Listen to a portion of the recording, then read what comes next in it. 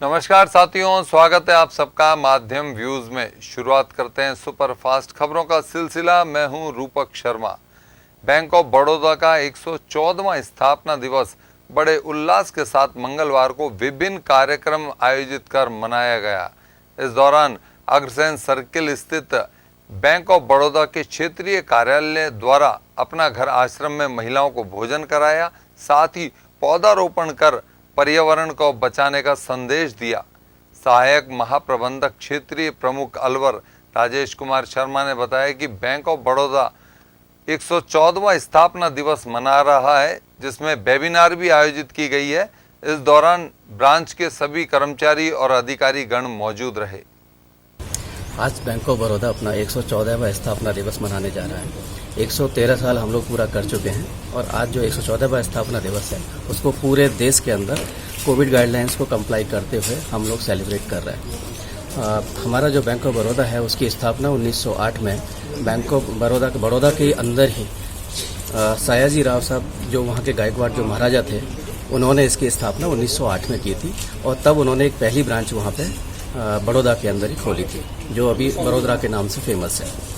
उसके बाद से जो इसने विकराल रूप जो आज धारण किया, जो आप देख रहे हैं 114 साल के बाद 113 साल पूरे कंप्लीट करने के बाद में ये 8,500 से ज़्यादा शाखाओं के साथ में इसके अलावा इंटरनेशनल लेवल पर भी ये अपनी छाप छोड़े हुए हैं। इंटरनेशनल लेवल में अगर बात करें तो हम लोग फॉरेन में 96 ब्रांचेस 19 कंट्रीज को कवर करते हैं और पूरे देश के अंदर ये बैंक फैला हुआ है। आज की अगर कैलकुलेशन आज की डेट में हम देखें तो 140 बिलियन के आसपास हमारे कस्टमर्स हैं जो कि बैंक ऑफ बड़ौदा के साथ में जुड़े हुए हैं और अपनी सर्विसेज को लेकर बहुत खुश है।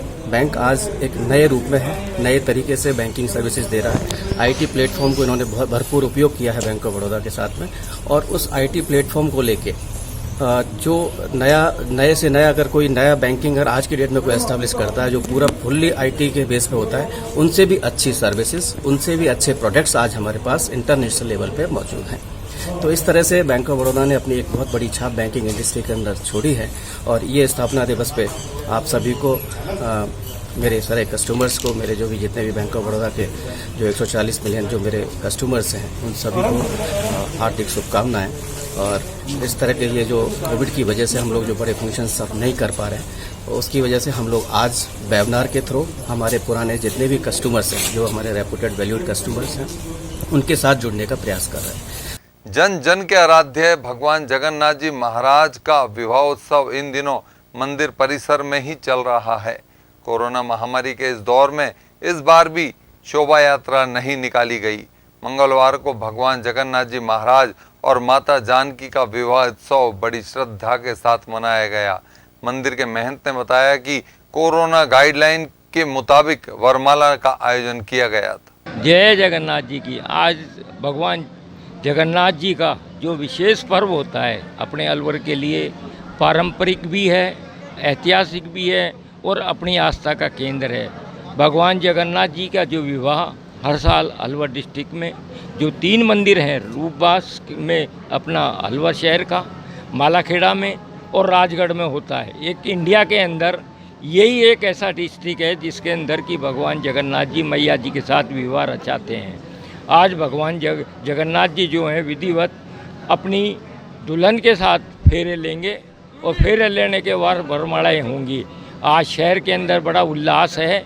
भगवान जगन्नाथ जी ने ऐसी कृपा की है कि 2 दिन से मौसम को ठंडा किया, बरसात इतनी आई है कि अपने ज़िले के लिए खुशहाली का एक जो मौका है वो आया है। इसके लिए जो नदियां सूखी पड़ी थी उन तक में पानी आ गया। भगवान जगन्नाथ जी की याद जो वरमाला महोत्सव होगा वो बड़ा ही देखने लायक और मांगलिक होगा। लेकिन हमको बड़ा ही इसके अंदर दुख है कि हम शहर वालों को ये नहीं दिखा पाएंगे अपने कैंपस में। सारे टीवी माध्यमों के द्वारा आपको इस वरमाला महोत्सव का और बिहार जो मैया जी करेंगी उनको आपको विधिवत सारे चैनल्स अपने अपने माध्यम से, जिसका जो माध्यम है वो घरों पे लाइव दिखाएगा। हमारी सभी से प्रार्थना है कि जो आज का जो एनवायरनमेंट है, सरकार ने भी आज की छुट्टी की है, उसका आनंद लें। बच्चों के साथ, बुजुर्गों के साथ घर में बैठ के भगवान जगन्नाथ जी के दर्शन करें, विवाह उत्सव का आनंद लें। एक दिन की बारिश ने ही शहर के विकास की पोल खोलकर रख दी है। गत 4 महीने पहले बनी हुई सड़कें पहली बारिश में बह गई। शहर के स्कीम नंबर 1 और पंचवटी क्षेत्र में जगह जगह सड़क टूट जाने से लोगों को खासी परेशानी का सामना करना पड़ रहा है। इधर जागरूक लोगों का कहना है कि सरकारी कार्य यदि सही तरीके से होता तो जनता का पैसा वास्तव में जनता के लिए लगता। शहर के नयावास स्थित महात्मा गांधी अंग्रेजी माध्यम विद्यालय में छात्रों का प्रवेश के लिए मंगलवार को लॉटरी निकाली गई। इस दौरान बड़ी संख्या में विद्यार्थियों के अभिभावक मौजूद रहे। लॉटरी के दौरान कुल 30 बच्चों का चयन इस स्कूल के लिए किया गया।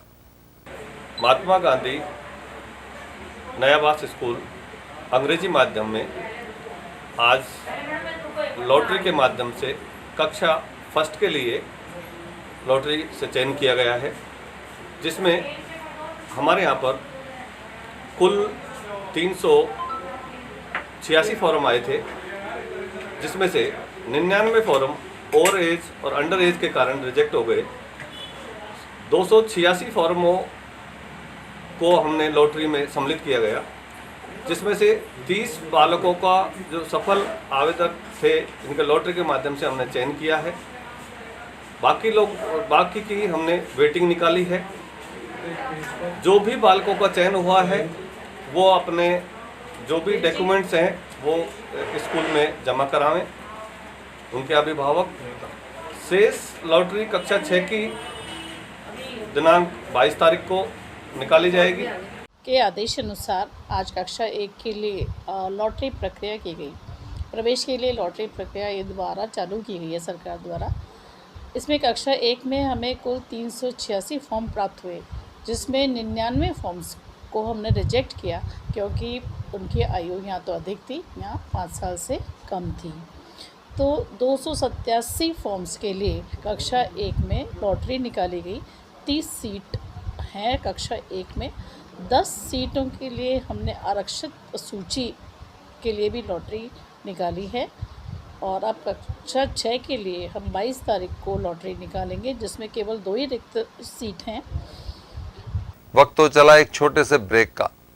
अलवर वासियों के दिल में अपनी अलग पहचान बना चुके त्रिहान ग्रुप खास आपके लिए लेकर आए हैं नगर विकास न्यास अलवर द्वारा अनुमोदित अलवर की बेहतरीन अफोर्डेबल आवासीय योजना, जिसमें आपके लिए उपलब्ध है सुरक्षित जीवन शैली, वो भी सिर्फ नाम मात्र की कीमतों में। कोई भी मन बनाने से पहले साइट विजिट जरूर करें, क्योंकि फ्लैट की कीमत है सिर्फ 5,15,000 रुपए से शुरू। अलवर भिवाड़ी मेगा हाईवे पर स्थित ये टाउनशिप आपके लिए पूरी तरह से सेफ है, जहां आपको मिलेंगी चौड़ी सड़कें, हरे भरे गार्डन, मंदिर और गुरुद्वारा। तो जल्दी कीजिए, सीमित फ्लैट्स उपलब्ध।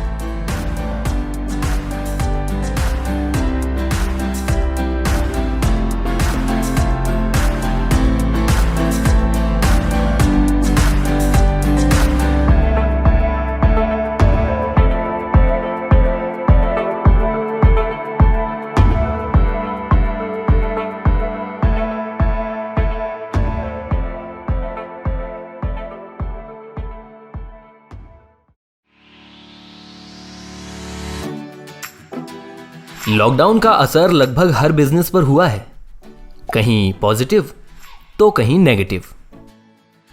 इसीलिए पूरी तैयारी करनी होगी। अरिहंत पब्लिसिटी लाया है आपके लिए सभी तरह के एडवर्टाइजिंग सॉल्यूशंस, वो भी मॉडर्न एडवर्टाइजिंग टेक्निक्स के साथ, जो आपको प्रोवाइड करता है outdoor advertising, digital advertising, consultancy, events, PR यानी पब्लिक रिलेशंस। तो आज ही कांटेक्ट करें अरिहंत पब्लिसिटी से और अपने बिजनेस को दें एक नई पहचान। अरिहंत पब्लिसिटी, आपके बिजनेस की फाइनल डेस्टिनेशन।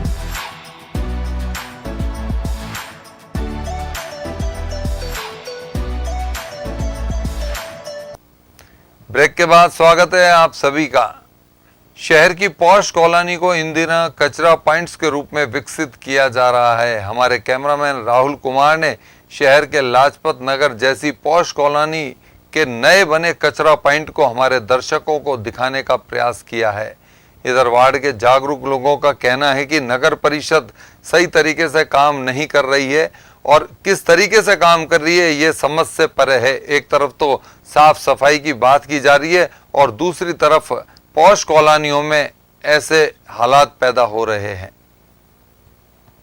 ऐसा है कि नगर परिषद को हमने बार बार कहा है कि आपने जो कई स्थानों पर अतिक्रमण करके कचरा पात्र लगा दिए हैं। अब इससे क्या है, यहाँ गंदगी का वातावरण होता है। रास्ते के अंदर दूसरी कॉलोनी के व्यक्ति आकर के और यहाँ पर आकर के कॉलोनी के अंदर आकर के कूड़ा डाल जाते हैं। हमने कई बार आयुक्त महोदय को और सफाई निरीक्षक को इस बारे में अवगत भी कराया है और जो यहाँ के ठेकेदार हैं, जो सफाई के ठेकेदार हैं, उनको भी मैंने कई बार अवगत कराया है। वो कई बार यहाँ दूसरे मोहल्ले का भी कचरा ला करके और हमारे जो ये कचरा पात्र बने हुए हैं यहाँ पर ला करके कचरा खाली करते हैं और उसके बाद यहाँ जैसे उठा करके और कचरा स्टैंड पर बाहर पहुँचाते हैं। आयुक्त से भी इस विषय में कई बार चर्चा हो चुकी है। अब हम कॉलोनी के लोग इतने परेशान हो चुके हैं, वर्षा के दिनों में इतनी गंदगी रहती है, इतना बदबू होती है। पॉश कॉलोनी होने के बाद सारा टैक्स जमा कराने के बाद सारी सुविधाएं गवर्नमेंट का सारा एक एक पैसे का हम टैक्स देते हैं, उसके बाद भी हमको कोई सुविधाएं यहाँ पर उपलब्ध नहीं हो पाई। तो लोग आपसे आके शिकायत करते होंगे? बिल्कुल, आए दिन कोई ना कोई इतनी परेशानी बनी हुई है। सफाई यहाँ जो जमादार हैं उनसे भी कहते हैं तो लोग सब हम क्या करें, क्योंकि जो गाड़ी जो आती है नियमित रूप से गाड़ी नहीं आती है। 65 वार्डों में गाड़ी चला रखी है। आयुक्त महोदय कहते हैं कि हमने 65 वार्डों में गाड़ी चला रखी। मैं ये कहता हूँ कि हमारे यहाँ वार्ड के अंदर पूरे महीने में 15 दिन भी गाड़ी नहीं पहुँचती है। स्थिति इतनी खराब है। अब वो लोग घरों के कचरे फिर कहाँ डालेंगे? कचरा डालते हैं फिर वो स्टैंडों पर डालते हैं, स्टैंड भरे रहते हैं, वहां पर उठाने वाले भी नहीं होते हैं। जय गणपत जन कल्याण ट्रस्ट की ओर से बुधवार को केंद्रीय विद्यालय नंबर 1 मोती डूंगरी पर 101 औषधीय पौधों का रोपण किया गया। इस दौरान औषधीय उद्यान और विद्यालय में पौधे लगाए गए। कार्यक्रम के मुख्य अतिथि डीएफओ ए.के. श्रीवास्तव मौजूद रहे। इसके साथ ही विद्यालय के प्रिंसिपल एल.आर. सैनी ने ट्रस्ट की भूरी भूरी प्रशंसा कर डीएफओ को पूर्व में लगाए गए पौधों का अवलोकन भी कराया। कोरोना जैसी महामारी में आयुर्वेदिक पौधों के महत्व को समझाते हुए डॉक्टर पवन सिंह शेखावत ने बताया कि सरकार अधिक से अधिक आयुर्वेदिक पौधे लगाने के लिए जन जन को जागरूक कर रही है। सोमवार को देर रात बहरोड के सोडा व बानसूर क्षेत्र के गांवों में जबरदस्त बारिश के बाद 24 सालों से सूखी पड़ी सावी नदी में पानी आ गया। सावी नदी में पानी आने से आसपास के गांवों में रहने वाले ग्रामीणों में खुशी की लहर दौड़ पड़ी। आसपास बारिश का पानी सावी नदी में पहुंचने से आसपास के गांवों में जल स्तर बढ़ने की उम्मीद जताई जा रही है। शहर के ऐतिहासिक सागर जलाशय की सफाई का शुभारंभ मंगलवार से किया गया। अशोक लीलैंड कंपनी की ओर से सागर जलाशय को पूरी तरह साफ किया जाएगा ताकि सागर जलाशय को पर्यटन केंद्र के रूप में विकसित किया जा सके। ये सागर की सफाई यहाँ चल रही है, इसको अशोक लीलैंड फैक्ट्री ने गोद लिया है। वो इसका सौंदर्यीकरण करेगी जो पर्यटक के लिहाज पे अच्छा होगा और यहाँ पर्यटक काफ़ी आते हैं सुबह शाम घूमने के लिए।